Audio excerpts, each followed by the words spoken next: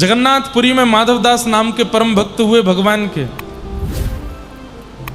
वो इतने अधीन थे जगन्नाथ महाप्रभु के, जो कुछ भी करते थे महाप्रभु की आज्ञा से। आप कहोगे आज्ञा क्या, उनसे बोलते थे? हाँ, दुनिया को नहीं पता चलता था, पर महाप्रभु जी उनसे बोलते थे। आज भी ऐसा होता है, कई प्रेमी भक्तों को ठाकुर जी का स्वर सुनाई देता है, ठाकुर जी की आज्ञा पता चलती है, ठाकुर जी का कोई ना कोई भाव समझ में आता है। अब एक घटना सुनाऊं। एक बार उड़ीसा में एक जगह है, नाम भूल गया मैं उसका, वहां मेरी कथा चल रही थी और तब इतनी संख्या में लोग तो नहीं होते थे कथा में, इससे आधे से भी आधा पंडाल था और झमाझम जोर की बारिश। और जैसी बारिश प्रारंभ हुई तो बहुत अच्छा पंडाल बना था, लेकिन फिर भी भीतर पानी आने लगा। मेरे मंच के पीछे ऐसे ही जगन्नाथ जी विराज रहे थे। उड़ीसा में कहीं भी कथा होती है तो मैं प्रयास करता हूं कि जगन्नाथ जी ही व्यास मंच के पास रहें। तो अब जो श्रोता थे कभी इधर से उठ के इधर जाएं, इधर से उठ के पीछे जाएं, जल उन पर गिरे। और मैं बढ़िया आनंद से कथा कर रहा था। थोड़ी देर में हमने देखा कि जो हमारे संगीतज्ञ उन पर भी जल आने लगा, ब्राह्मण लोग जो हैं उन पर भी जल आने लगा। थोड़ा थोड़ा आ रहा था, रिमझिम रिम, ज्यादा नहीं, बहुत हल्का हल्का, पता भी ना चले, ऐसी ओस जैसी गिर रही थी। हमने कहा हम बढ़िया हैं, हमारे ऊपर कुछ नहीं आ रहा। तो पीछे देखा तो मैंने कहा जगन्नाथ जी भी बढ़िया हैं। हम और जगन्नाथ जी, व्यास जी और व्यास जी के ठाकुर जी दोनों बच गए। इतना बोलते ही ऊपर पन्नी भर गई थी और दोनों पे ही जल गिरने लगा। वहां पीछे जगन्नाथ जी भीगे, आगे मैं भीगूं। और वो कथा ऐसी थी, हमने छतरी लेकर के कथा की थी ऐसे छतरी पकड़ करके जगन्नाथ जी और हम कथा कर रहे थे। तो ठाकुर जी कहीं ना कहीं कोई ना कोई कैसा ना कैसा अनुभव करा ही देते हैं। तो श्री माधवदास जी, एक बार की बात, काशी में एक बहुत बड़े विद्वान थे, बहुत ध्यान से सुनना, बड़ी अच्छी लीला है। जो ठाकुर जी को समर्पित होते हैं, ठाकुर जी उनके साथ कैसी लीला करते हैं, कैसे उनकी रक्षा करते हैं, ध्यान से सुनो। तो काशी में एक बहुत बड़े विद्वान थे और वे अपनी विद्वत्ता का एक एक क्रम करते थे। क्या? दूसरे विद्वानों को जाकर के हराना और उनसे विजय पत्र लिखवाना, सामने वाले को शास्त्रार्थ में हरा देना और उससे एक पत्र लिखवाना कि मैंने इन व्यक्ति से अपनी हार स्वीकार की है और ये जीत गए हैं, मैं हार गया हूं। आइंदा ये कभी भी मेरे शहर में आएंगे, इनकी पूरी रहने खाने पीने सोने की सब सेवा मैं करूंगा और ये मेरे आचार्य हैं, मैं इनका शिष्य हूं। ऐसा करके पूरा पत्र लिखवा लेते थे और नीचे हस्ताक्षर। और जब कभी भी उस शहर में जाना होता था, वो पत्र दिखाते उस व्यक्ति को, हाँ भाई सेवा करो हमारी। सब लोग इधर देखो, ध्यान से सुनो। एक बार वो काशी में बहुत बड़ी विद्वत गोष्ठी हुई, तो उस विद्वत समाज के सामने उन्होंने अपने अनेक विजय पत्र दिखाए और कहा कि मुझे भारत का सबसे बड़ा विद्वान घोषित कर दिया जाए, क्योंकि मैंने इतने सारे विद्वानों को परास्त किया है। तब एक व्यक्ति खड़ा होकर के बोला, आपने माधवदास जी को हराया कि नहीं हराया? बोले ये कौन है? बोले वैसे तो ये उत्तर प्रदेश कन्नौज के निवासी हैं, पर कुछ वर्षों से जगन्नाथपुरी में महाप्रभु जगन्नाथ जी के पास रहते हैं। बहुत अच्छे विद्वान हैं। इन्हें अगर आप हरा दो और इनसे विजय पत्र यदि आप लिखवा लो, तो हम आपको भारत का सबसे बड़ा विजेता विद्वान घोषित कर देंगे। ध्यान से सुनिएगा। लेकिन भक्त का बंधुओं एक स्वरूप होता है कि वो विवाद से बचेगा। अगर कहीं विवाद हो रहा है और ठाकुर जी का भक्त यदि वहां पहुंच जाए ना, तो वो तुरंत क्षमा मांग लेगा, तुरंत कान पकड़ लेगा, तुरंत हाथ जोड़ लेगा। उसकी गलती नहीं है तो भी उसको विवाद नहीं चाहिए, सब समाधान हो जाए, संवाद कर लो, विवाद मत करो। इन्होंने जैसे ही माधवदास का नाम सुना तो बोले ठीक है, मैं जाता हूं जगन्नाथपुरी और उसको हरा करके उससे विजय पत्र लिखवा के लाऊंगा, उसके बाद आप भारत का सबसे बड़ा विद्वान मुझे घोषित करेंगे? बोले हाँ बिल्कुल करेंगे। वो ब्राह्मण काशी से निकले। माधवदास जी तो बेचारे ठाकुर जगन्नाथ जी को पूर्ण समर्पित थे। विद्वान जगन्नाथपुरी पहुंचा और उसने जगन्नाथपुरी आकर के ढूंढा, कहाँ है माधवदास? लोगों ने बता दिया और ये माधवदास जी की कुटिया में पहुंचे और कुटिया के भीतर जाकर के माधवदास जी को बताया, मैं काशी से आया हूं, बहुत बड़ा विद्वान हूं, ये देखो मैंने इतने सारे लोगों को हराया है, मैंने सुना है तुम बहुत बड़े विद्वान हो, आओ शास्त्रार्थ करो मेरे साथ। माधवदास जी हाथ जोड़ के बोले, भगवान शास्त्रार्थ करके आप मुझे हराना चाहते हैं, स्वयं जीतना चाहते हैं? बोले हाँ। तो मैं अपनी हार पहले ही स्वीकार कर लेता हूं, आपके चरण पकड़ता हूं। आप जीते मैं हारा, आपकी विजय हुई।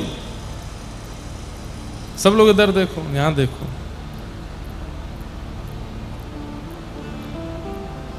आपकी विजय हुई, मैं हार गया। माधवदास जी ने तुरंत कहा, मुझे बताइए क्या करना है? ये शास्त्रार्थ आदि रहने दीजिए, प्रेम से विराजिए, महाप्रसाद पाइए, ठाकुर जी का दर्शन कीजिए। मुझे हराने से अगर आपको कुछ मिले तो मैं अपनी हार स्वीकार करता हूं। ब्राह्मण बोले नहीं नहीं शास्त्रार्थ करो। भगवान अब शास्त्रार्थ में समय व्यर्थ होगा, इतनी देर हम जगन्नाथ जी का दर्शन कर लेंगे ना, मैं हार स्वीकार करता हूं अपनी। बोले अच्छा तो ये विजय पत्र लिखो। बोले हाँ मैं लिख देता हूं, क्या लिखना है? बोले तुम लिखो ये अमुक नाम के ब्राह्मण काशी से आए थे, जगन्नाथपुरी में आकर के इन्होंने शास्त्रार्थ में मुझको हरा दिया है। और माधवदास जी लिख रहे हैं, आज के बाद ये जब भी जगन्नाथपुरी आएंगे, इनकी पूरी रहने खाने पीने की सेवा मैं करूंगा और ये मेरे आज से गुरु हैं, मैं इनका शिष्य हूं। काशी के समस्त विद्वानों से मेरी प्रार्थना है, कृपा करके इनको भारत का सबसे बड़ा विद्वान घोषित कर दिया जाए, माधवदास। माधवदास जी ने पूरा लिख दिया। लिख करके कहा भगवान हो गया? हाँ दो, पढ़ के देखा, वाह बहुत बढ़िया, लाओ महाप्रसाद पवाओ। महाप्रसाद पवाया, जगन्नाथ जी का दर्शन कराया। माधवदास जी ने प्रणाम किया, भगवान बड़ी कृपा, आते रहिएगा आप। बोले जी। अब ये विद्वान काशी के लौट करके काशी गए, विद्वानों की सब गोष्ठी बुलाई, बड़े बड़े विद्वान बुलाए। बोले किसने कहा था मुझे कि माधवदास को जाके हराना है? एक ने कहा मैंने कहा था। बोले लो विजय पत्र, हरा दिया माधवदास को। सारे विद्वान खड़े हो गए। पत्र खोला और जैसे ही पत्र पढ़ा उसमें क्या लिखा था, ये अमुक नाम के ब्राह्मण जो काशी से जगन्नाथपुरी आए थे, मुझ माधवदास से शास्त्रार्थ में बुरी तरह हारे हैं, मेरे एक शब्द का भी उत्तर ये दे नहीं पाए हैं, इनकी अत्यंत बुरी पराजय हुई है। आज मैं माधवदास से घोषित करता हूं कि आज के बाद ये मेरे शिष्य हैं, मैं इनका गुरु हूं और काशी के समस्त विद्वानों से प्रार्थना करता हूं इनको भारत का विद्वान घोषित मत करना। माधवदास। सब हंसने लगे। ब्राह्मण बोला नहीं नहीं नहीं नहीं, दिखाओ मुझे। खोल करके देखा तो वही लिखा था। ये कैसे हो सकता है? अरे भाई उन्होंने मेरे सामने लिखा था, स्वयं लिखा था, वो हारे थे मुझसे। बोले अब तुम बात मत बनाओ, स्पष्ट लिखा है, तुमने अपने हाथ से पत्र हमको दिया है, उसी में लिखा है कि तुम हारे हो। ये बोले नहीं नहीं नहीं, मैं दोबारा जाऊंगा, कुछ गड़बड़ है, कोई टोना टोटका हुआ है। पत्र की लेखनी बदल कैसे गई? किसने बदली? ये बदलते हैं। अपने समर्पितों का कुछ भी कर सकते हैं ये, इसलिए पंगा नहीं लेना। किसी वैष्णव भक्त से पंगा मत लेना, क्योंकि ये जगन्नाथ हैं। नाथ का मतलब क्या होता है? रक्षक। अगर ये किसी को स्वीकार कर लेते हैं तो फिर उसका इंद्र भी बाल बांका नहीं कर सकता। वो ब्राह्मण पहुंच गया दोबारा काशी से जगन्नाथपुरी। माधवदास जी महाप्रभु जी के दर्शन के लिए जा रहे थे। ब्राह्मण ने तुरंत मार्ग रोका। ए माधवदास, कौन सा टोना टोटका सीखा? अरे गुरुजी आप आए हैं, प्रणाम। ये नाटक मत करो मेरे सामने। ये पत्र उल्टा कैसे हो गया? माधवदास जी बोले मैंने तो आपके सामने लिखा, आपने बैठ करके लिखवाया, जो शब्द आपके थे मैंने वही लिखा। बोले पढ़ो। माधवदास जी ने जब पढ़ा तो माधवदास जी को भी हंसी आ गई, ये मैंने तो नहीं लिखा। बोले हस्ताक्षर तुम्हारे हैं? बोले हाँ हस्ताक्षर तो मेरे हैं। अरे मेरी बड़ी बदनामी हो गई काशी में। बोले अब क्या करें ये बताओ। काशी के कुछ विद्वान जगन्नाथपुरी आए हुए हैं,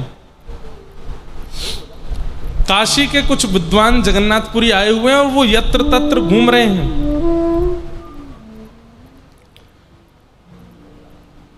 और अब की बार मैं अपनी विजेता ऐसे घोषित करूंगा कि हम दोनों के बीच में शास्त्रार्थ होगा, और जो हारेगा उसको मुंह पर कालीत पोत करके गधे पर बैठ करके घूम घूम के ढिंडोरा पीट करके बताना पड़ेगा कि मैं उनसे हारा हूं, ताकि उन काशी के विद्वानों को पता चले कि तुम मुझसे हार गए, तब मेरी फिर जो मेरी इज्जत खराब हुई है वो बचेगी।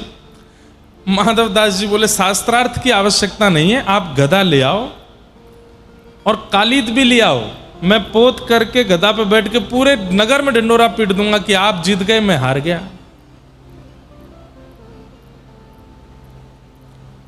मेरा अभी दर्शन का समय हो रहा है, तो गधे और कालीत की व्यवस्था आप कर लीजिए, मैं दर्शन करके आता हूं, आप सिम्म द्वार पे मुझे मिल जाना, पूरे मुंह पे कालीत पोत के गधे पे बैठा देना, मैं घूम घूम के सबको बता दूंगा।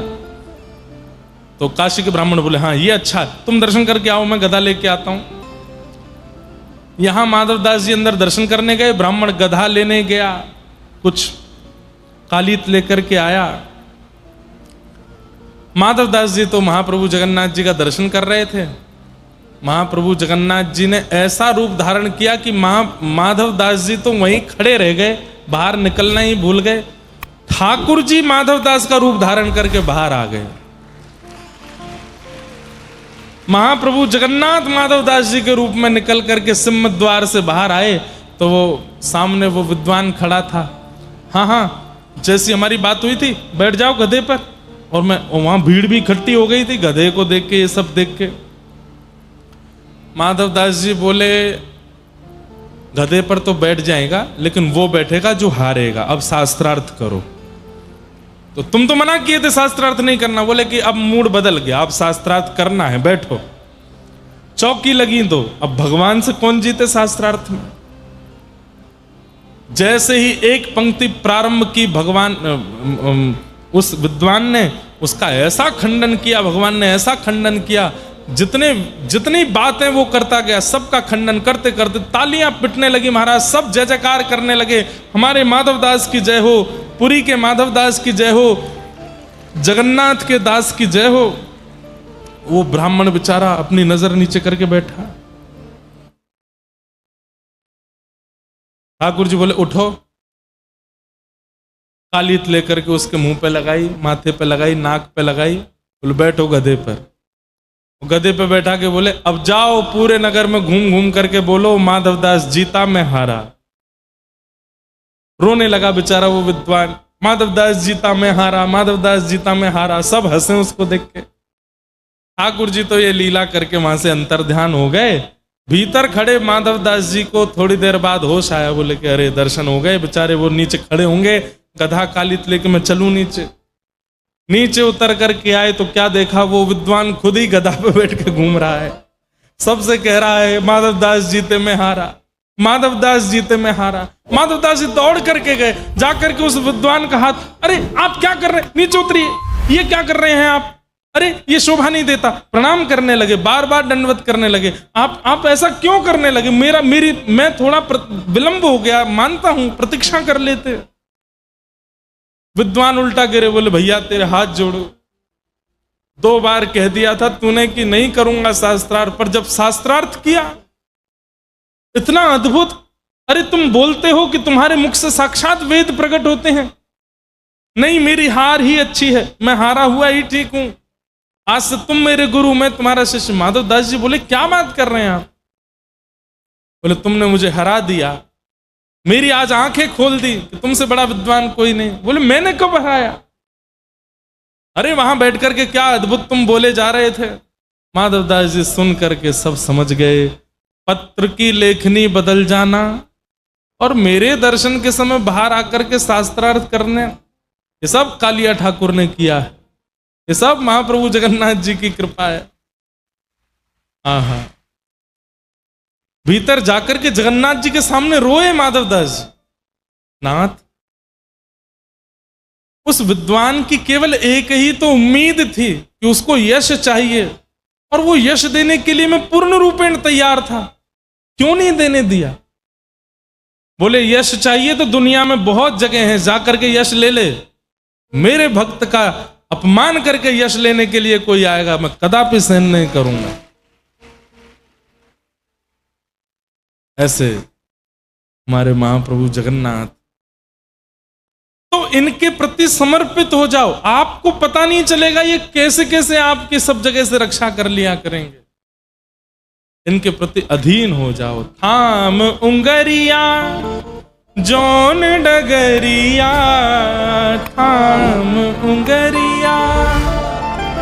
हम कह रहे हैं ठाकुर जी से, ले चलो तुम जानो, हाँ ले चलो तुम जानो, हरि में नैनहीन तुम नैना, हरि में नैनहीन। श्री जगन्नाथ महाप्रभु की। ऐसे हमारे प्यारे ठाकुर जी हैं, बड़ी कृपा करते हैं।